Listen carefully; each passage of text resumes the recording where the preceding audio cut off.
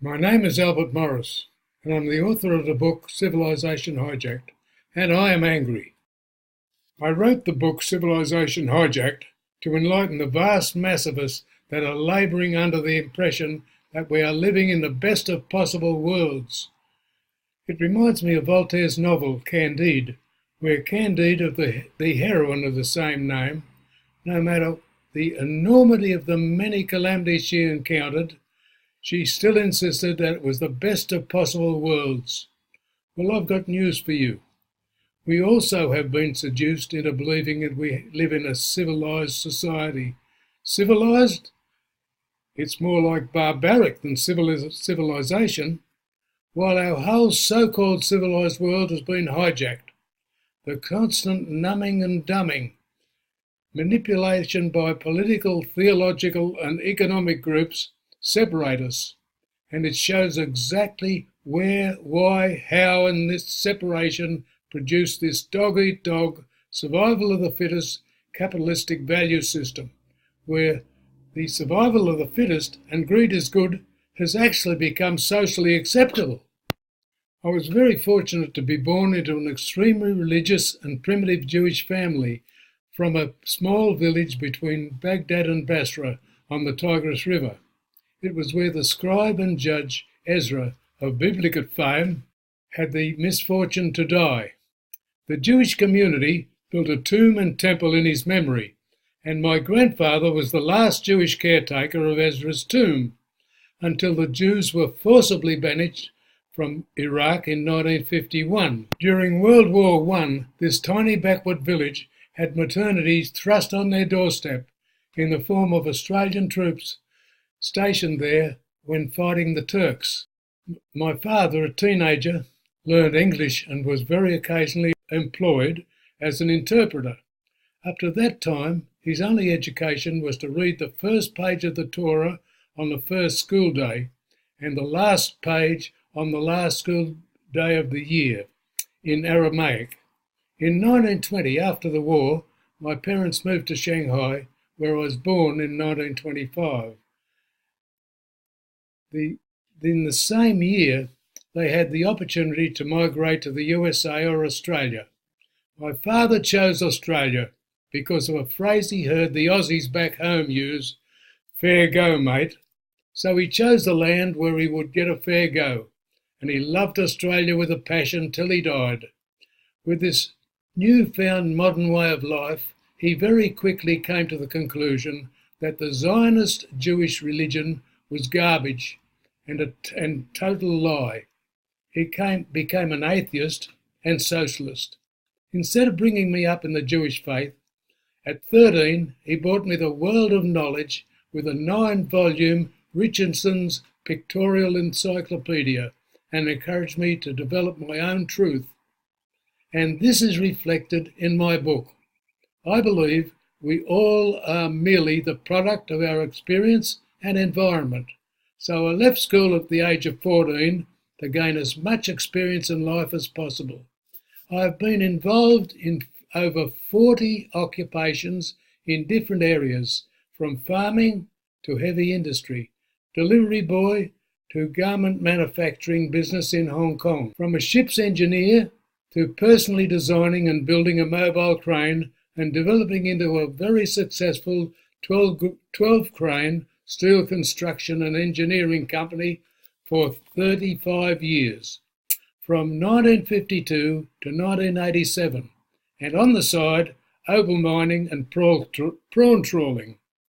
I have observed that the historical intellectual evolution of our human species has finally brought us to the point where we are now capable of supporting every individual on earth in their idea of heaven.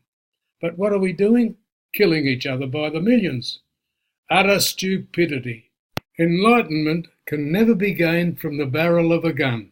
It has been scientifically and archaeologically proven beyond any doubt that it has taken about 1.5 million years of migration from Africa to the four corners of the earth. Our ancient hunter-gatherer forebears discovered agriculture about 20,000 years ago. This discovery was our first giant leap and life changer, requiring settlement and tending of crops. Natural evolutionary growth of human intelligence indicated and encouraged the forming of social communities, tribes, clans, etc. These various completely isolated communities expanded and evolved intellectually to the point where they began to question their existence and wonder why they were here. Imagination kicked in, with their recognition that natural forces seem to control their existence. The sun, the moon, storms, cyclones, volcanoes, etc., prompting the multitude of idols and artefacts to represent any particular unknown force or god to pacify, with special individual who offer whatever practice they thought appropriate. This was the birth of a priesthood, creating the turning point. The path to the biggest calamity inflicted on humanity, theology. To name a few of the tribes that eventually grew into states and nations: Vikings, Minoan, Greek, Roman, Egyptian, Hindu, Hebrew, Syrian, American, and Inca, etc. These gave us a vast variety of gods, hundreds, with thousands of variations that still exist today. The political component keeps us separate, and up to now, these have been the main cause of human conflict. It's difficult enough to cope with natural problems without imposing self-made disasters. With politics, the almost silent acceptance of the US worldwide bully boy regime change tactics and threats should be stopped in its tracks, since the proven false trumped-up excuse for Bush's illegal destruction of Iraq, Libya and Sudan, etc., in support of Israel, a false state from its inception. Why do we all, or 99% of us, just go with the flow when so many of us worldwide are suffering indescribable misery, death and destruction? We have been given tools, toys and trinkets to keep us busily engaged in mostly inane, frivolous activities. I don't remember in my 90 years of living memory seeing anywhere near so narcissistic environment in society as exists today. iPhones, selfies, tablets, computer games, etc. If you travel by public transport, you may have noticed about 90% iPhone use, the other 10% young females doing their eyelashes or makeup. I recall the time of my apprenticeship when for 5 years I caught the same train every day, and passenger conversations and friendship was quite common. Today, the present masters of our destiny maintain their control with their arsenal of WMDs, weapons of mass deception, distraction and distortion, such as the mainstream media in our face 24/7, 365 days of the year, with fake news to suit their political agenda. A terrible car crash, a house on fire, murder or two, and a bit of news on those terrorist bastards in wherever. The mainstream media's 5 main weapons illustrated in our face with fake news politically biased to the agenda of the present ruling elite. This keeps us constantly absorbed and confused as to exactly where our so-called civilized world is headed, especially since the use of neuro-linguistic programming, which is subtly designed to persuade without our conscious awareness. Social media has changed the way we communicate and reduced time and space, globally connecting us all. Connection is one thing, intelligence is another. Intelligent discrimination is the essence of wisdom. Our fractional reserve banking system is where we deposit a sum of money and receive a small interest. The banks then create 10 times that amount out of thin air and lend it back to us at up to 25% interest. Unbelievable! It's a long story, and is explained in minute detail in my book. A good example of the use of NLPs, that is, neuro-linguistic programming, is Edward Bernays. He is accredited as being the father of propaganda.